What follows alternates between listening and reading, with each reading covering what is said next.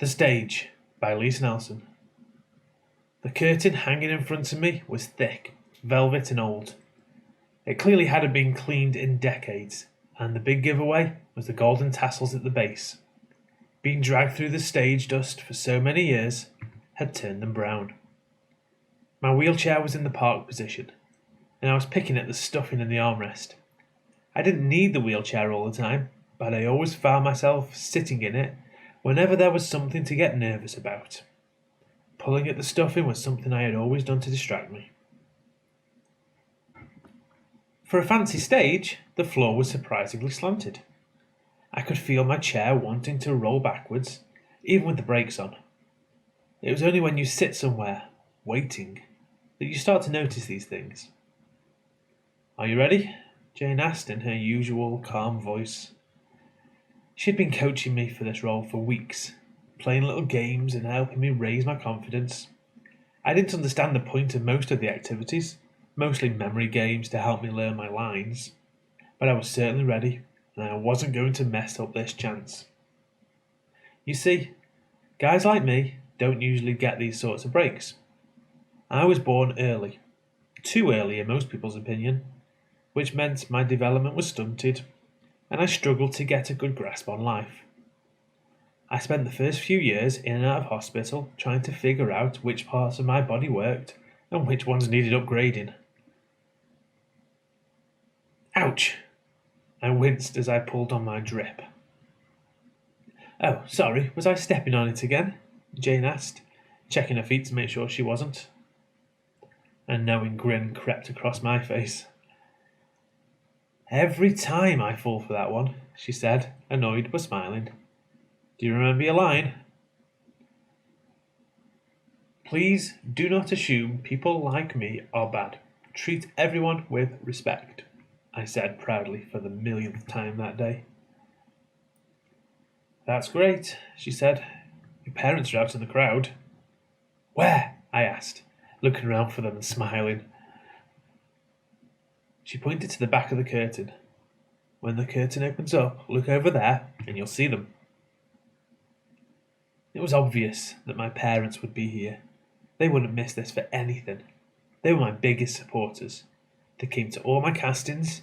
They even paid for the hotel and for Jane to help me, and Jane was the best in the business. Apparently they had to remortgage their house, and it had caused arguments, but they were determined to help me realize my dream. It was something I had always wanted, to be on stage. One of my earliest memories was watching Casablanca on the black and white TV in the lounge. To see such amazing and beautiful actors performing for me, I was hooked, and I knew what I wanted to do for the rest of my life. You see, life for me wasn't easy. Always in and out of hospital, I was homeschooled and didn't have many friends growing up. Not until my sister turned up. We had the best times watching movies together. When she went to school, I would create stories, and we would act them out when she got home.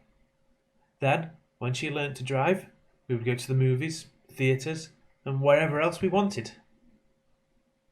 "Jane," I asked, "is Susie coming tonight?" "No, Kevin, she won't be here tonight." She looked upset for me. I was upset. I was afraid of this. I hadn't seen her in weeks, not after our big argument. I wanted to go to the movies to see a new film, but she was too busy with her boyfriend. I didn't like him. He talked to me like I was a baby, and Susie never corrected him. The last time I saw her, she was out in the yard with him sunbathing, and refusing to take me to the movies, refusing to even talk to me. It was a silly argument, and I had hoped she might have forgiven me by now. I had spent all the time since then in the hotel, preparing for tonight. When I asked about her, I was told she was ill, but I had hoped she would be here tonight. Hopefully without a boyfriend.